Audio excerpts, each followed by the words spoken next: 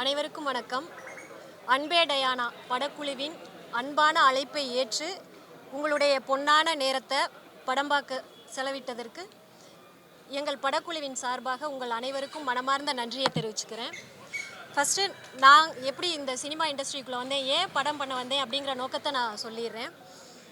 கல்விக்கு நிகராக நான் சினிமாவை பார்க்குறேன். ஏன்னா ரெண்டுமே சமூக மாற்றத்திற்கான கருவி அப்படின்னு நான் நம்புகிறேன். நான் ஒரு ஐஏஎஸ் அகாடமி நடத்திட்டு இருக்கேன். எனக்கு கலெக்டர் ஆகணும், ஐஏஎஸ் ஆகணும்னு மிகப்பெரிய கனவு. ஆனால் தொடர்ந்து என்னால் அதில் பயணிக்க முடியலை. ஆனால் கூட நம்மளால் முடியாட்டியும் பரவாயில்ல, நம்ம நிறைய பேரை உருவாக்கணும், என்னைய மாதிரி சாதிக்கணும்னு துடிக்கிற லட்சியத்தோடு இருக்கக்கூடிய மாணவர்களுக்கு ஒரு தூண்டுதலாக இருக்கணும்னு ஆசைப்பட்டு நான் ஐஏஎஸ் அகாடமி ஸ்டார்ட் பண்ணேன். எப்படி சத்யா ஐஏஎஸ் அகாடமியில் பல்வேறு பின்னணியிலிருந்து வரக்கூடிய மாணவர்களை சிறந்த ஆளுமைகளாக உருவாக்குறதையே நோக்கமாக கொண்டு செயல்பட்டுக்கிட்டு இருக்கோமோ, அதே போல தான் சிறந்த படைப்புகளையும் படைப்பாளிகளையும் உருவாக்கணுங்கிற நோக்கத்தோட நியோ கேசில் கிரியேஷன் தயாரிப்பு நிறுவனம் உருவாக்கப்பட்டிருக்கு. எப்படி மில்லியன் டாலரோட சேர்ந்து நியோ கேசில் கிரியேஷன் அப்படின்னு பார்த்தீங்கன்னா, என்னோட நோக்கமும் மில்லியன் டாலர் தம்பி யுவராஜோட நோக்கமும் ஒரே மாதிரி இருந்துச்சு. ஸோ நம்மளோட அறிமுகம் ஃபஸ்ட்டு வர்றது படம் மில்லியன் டாலரோட சேர்ந்து பண்ணினா நல்லா இருக்கும் அப்படின்னு நினச்சி தம்பிக்கிட்ட பேசினேன். ஸோ அப்படி தான் நான் மில்லியன் டாலரோட சேர்ந்து நாங்கள் படம் பண்ணோம். தம்பி யுவராஜை எனக்கு அறிமுகப்படுத்தினது டைரக்டர் இரா சரவணன் சார் தான். அடுத்து அன்பே டயானா படத்தை பற்றி சொல்லணும்னா, இது குடும்பமாக சேர்ந்து பார்த்து ரசிக்கக்கூடிய படமாக இருக்கும் கண்டிப்பாக. அதே சமயத்தில் வெறும் பொழுதுபோக்கு படமாக மட்டும் இல்லாமல் ஒரு சிறந்த கருத்தை சமூகத்திற்கு டைரக்டர் பாரி ரொம்ப அழகாக சொல்லியிருக்காப்புல, வெளிப்படையாக இல்லாமல் அதே சமயத்தில் எல்லாருக்கும் போய் சேர்ற மாதிரி கருத்தை அதில் சொல்லியிருக்காப்புல. இந்த படத்தில் ஒவ்வொரு கேரக்டருமே, ஹீரோயின் ரம்யாவாக இருக்கட்டும், கோபியாக இருக்கட்டும், சேத்தன் சார், ரோஜா மேம், எல்லாருமே கேரக்டராகவே வாழ்ந்திருக்காங்க. ஸோ இது மாதிரி தொடர்ந்து நல்ல சிறந்த படங்களை நியோ கேசில் கிரியேஷன் கொடுத்துக்கிட்டே இருக்கும். அதுக்கு உங்கள் எல்லாரோடைய ஆதரவும் எப்போவும் இருக்கணும்னு கேட்டுக்கிறேன். நன்றி. அனைவருக்கும் வணக்கம். ஸோ இது அன்பே டயானா இந்த படத்தில் நான் பெங்களூர் பாபா அப்படிங்கிற ஒரு கேரக்டர் பண்ணியிருக்கேன். இந்த வாய்ப்பை எனக்கு கொடுத்த அனைவருக்கும் நன்றி. அதே மாதிரி உங்களோட தான் ப்ரெஸ் அண்ட் எல்லாருமே நீங்கள் படம் பார்த்துருப்பீங்க. எப்படி இருந்துச்சோ கொஞ்சம் என்னோட கேரக்டர் கொஞ்சம் தூக்கி நன்றி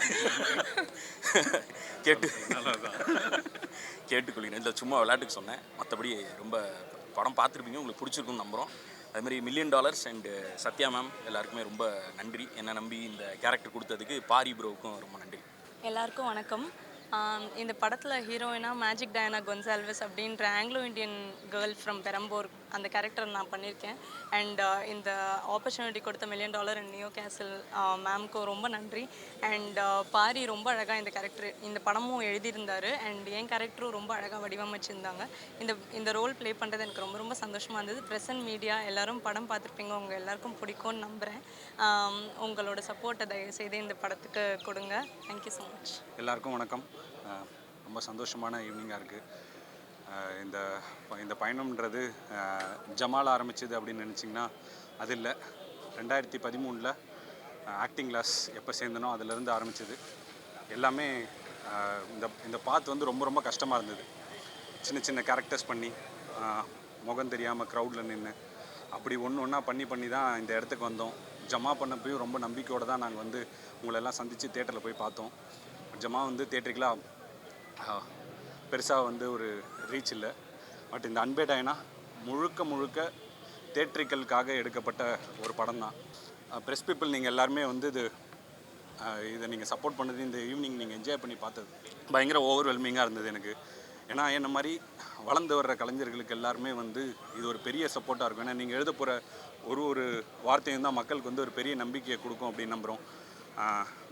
இந்த வெற்றி எனக்கான வெற்றியாக மட்டும் இருக்காது, என்ன மாதிரி இன்னும் கஷ்டப்பட்டு இருக்க நிறைய உதவி இயக்குநர்களுக்கும் அதுக்கான வெற்றியுமா இருக்கும். என்ன மாதிரி கஷ்டப்படுற நடிகர்களுக்குமான வெற்றியாகவும் இது இருக்கும். கண்டிப்பாக இந்த படத்தை மக்கள்கிட்ட போய் நல்லபடியாக கொண்டு போய் சேருங்க. உங்கள் எல்லாருக்கும் படம் பிடிச்சிருக்கு அப்படின்றத நீங்கள் சொன்ன வார்த்தைகள்லேருந்தே எங்களால் எழுத்துக்க முடியுது. கண்டிப்பாக இந்த படத்தை உங்களால் எவ்வளோக்கு எவ்வளோ சப்போர்ட் பண்ண முடியுமோ நீங்கள் சப்போர்ட் பண்ணி கொடுக்கணும். அதுக்கப்புறம் தான் யோசிச்சோம் சார். நம்ம எழுதி முடித்ததுக்கப்புறம் தான் ஒரு சில விஷயங்கள் யோசித்தோம். மலையாளமும் வச்சுருக்கலாமே அப்படிங்கிறது. பட் அடுத்து எதனா ஒன்று மலையாளத்துக்கு ஸ்பெஷலாக ஒரு படம் பண்ணிடலாம் அப்படின்றது தான்.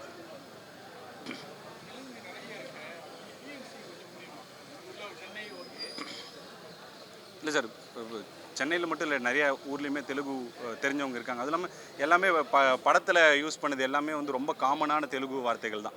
ரொம்ப கஷ்டமான வார்த்தைகள்லாம் எதுவுமே உபயோகிக்காமல் எதெல்லாம் புரியுமோ, இது வரைக்கும் தமிழ் சினிமாவில் என்னென்னலாம் வந்திருக்கோ அந்த வார்த்தைகளை மட்டும் தெலுங்கு வார்த்தைகளாக யூஸ் பண்ணுவோம். மற்றது எல்லாமே அதுவும் இல்லாமல் தெலுங்கு எங்கெங்கே வந்து நிறையா யூஸ் பண்ணியிருந்தோம்னா, எதெல்லாம் முக்கியமான இடம் இல்லையோ அங்கே மட்டும் தெலுங்கு யூஸ் பண்ணிவிட்டு எதெல்லாம் மக்களுக்கு புரியணுமோ புரிய வேண்டிய இடத்துல எல்லாமே தமிழில் தான் மேக்ஸிமம் வந்து முயற்சி பண்ணியிருக்கோம்.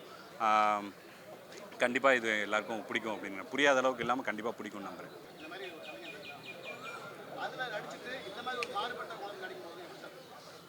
ரொம்ப சந்தோஷமாக இருந்தது. ஏன்னா முதல்ல வந்து பாரினா அந்த மூஞ்சி தெரியணும் அப்படிங்கிறதுக்காக தெரியப்பட்ட படம் இதுவாக தான் இருக்கும்னு நினைக்கிறேன். ஏன்னா ஜமா பண்ணப்பையும் பெருசாக வெளியில் நான் தான் அதை பண்ணேன் அப்படிங்கிறது வந்து பெருசாக தெரியல.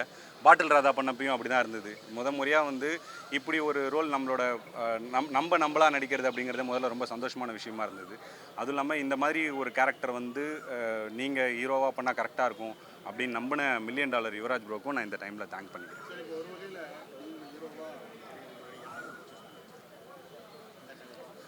ரொம்ப ஆனஸ்ட்டாக சொல்லணும், யாருமே சூஸ் பண்ணல சார்.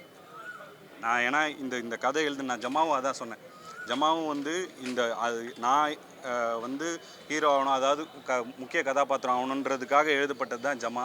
அதே மாதிரி இதில் வந்து இது தியேட்ரிக்கலாக ஒரு படம் பண்ணணும், இது பண்ணணும் அப்படின்னு ஓடுறதுக்காக எனக்காக எழுதிக்கப்பட்டது தான் அன்பே டயானா சார். நான் இவங்களை வச்சு பண்ண அப்படின்னு நான் வந்து பொய் சொல்ல விரும்பல.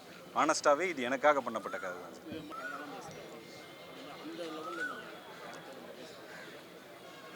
சார் கண்டிப்பாக எல்லா இதுலேயுமே ரிலீஸ் பண்ணுற ஐடியா தான் சார் இருக்கும். ரிலீஸ் ஆகுது படம். கண்டிப்பாக எல்லா ஊர்லேயுமே இப்போ பெங்களூரில் ரிலீஸ் ஆகுது, அங்கே ஹிந்திலையும் ரிலீஸ் ஆகுது, இங்கேயும் தெலுங்குலேயும் ரிலீஸ் ஆகுது. ஸோ கண்டிப்பாக அந்த மக்களும் பார்த்து கண்டிப்பாக சப்போர்ட் பண்ணுவாங்க அப்படிங்கிறது வந்து நம்புகிறோம்.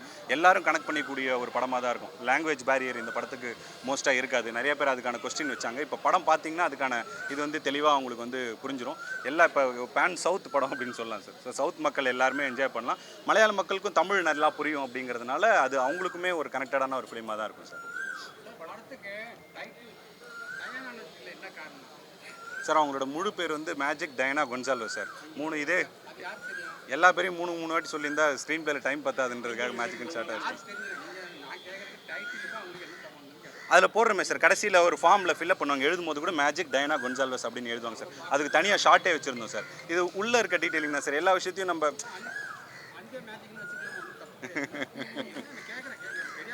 இல்லை சார், அன்பே மேஜிக்ன்றதை விட அன்பே டயானா தான் கவுண்டமணி சார் சொன்ன டைலாக். அதனால் டயானா தான் சார் அவங்க பேர்.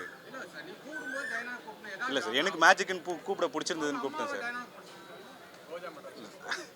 அவங்க அம்மாவை சொல்கிறீங்களா?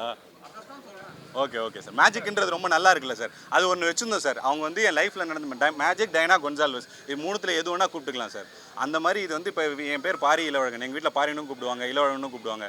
அது அவங்களோட இதில் வந்து மேஜிக்ன்றது வந்து அதில் ஒரு டைலாக் வச்சுருந்தேன் சார். இவங்க என் லைஃப்பில் வந்து ஒரு மேஜிக், அப்படி ஒரு மேஜிக்கலாக இதை ட்ரீட் பண்ணணும் அப்படிங்கிற ஒரு விஷயத்துக்காக தான் அந்த பேரை ஹைலைட் பண்ணும் சார். இது வந்து டயானாங்கிறது இன்னும் மக்களுக்கு அன்பே மேஜிக் அப்படிங்கிறத விட அன்பே டயானாங்கிறது நம்ம தமிழ் மக்களுக்கு கவுண்டமணி சார் சொல்லும் போது தெரியும் அப்படிங்கிறதுனால அதை கொஞ்சம் வச்சது தான் சார். அது தேங்க்யூ.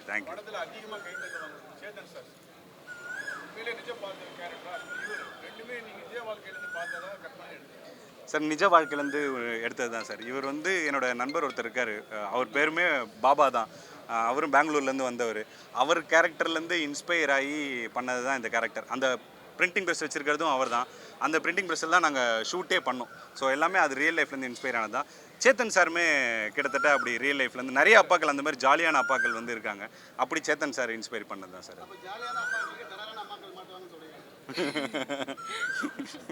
மாட்டினா அது ஒரு நல்ல காம்பினேஷன் தான் சார்.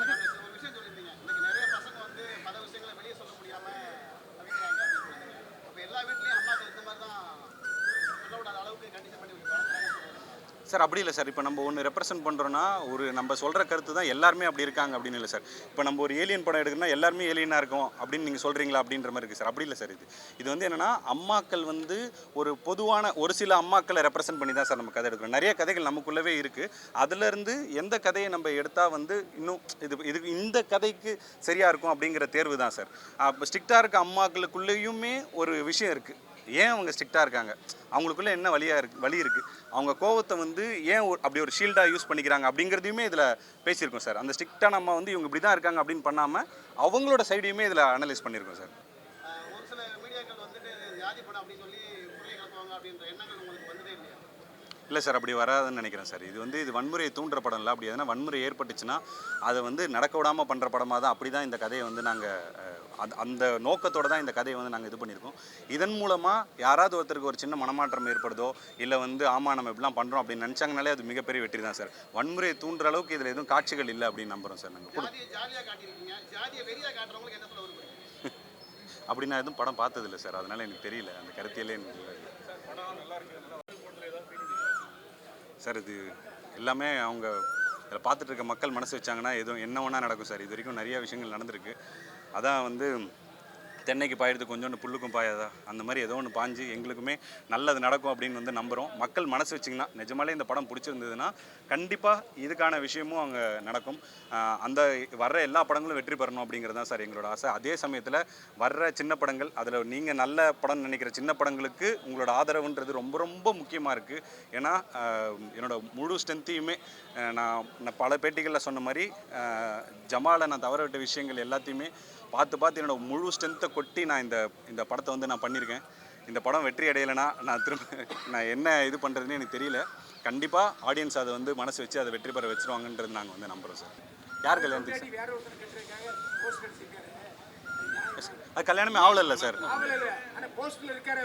போஸ்டர் அடிச்சது அவர் இல்லை சார். அது கீழே நல்லா பார்த்தீங்கன்னா இல்லை அப்படி இல்லை சார். இன்றைக்கி ஃப்ரெண்ட்ஸ் எல்லாமே பேனர் வைக்கிறவங்க எல்லாம் ஒப்புதலோட வைக்கிறது இல்லை சார். நண்பர்கள் குழு எல்லாருமே சேர்ந்து வச்சுருவாங்க சார். இவர் காசு போடல சார், பக்கத்தில் இருக்கவர் காசு போட்டார். இல்லை சார், இல்லை சார். இந்த வீடியோ உங்களுக்கு பிடிச்சிருந்தா லைக் பண்ணுங்க, ஷேர் பண்ணுங்க, கமெண்ட் பண்ணுங்க. மறக்காம OH சினிமா சேனலுக்கு சப்ஸ்கிரைப் பண்ணுங்க.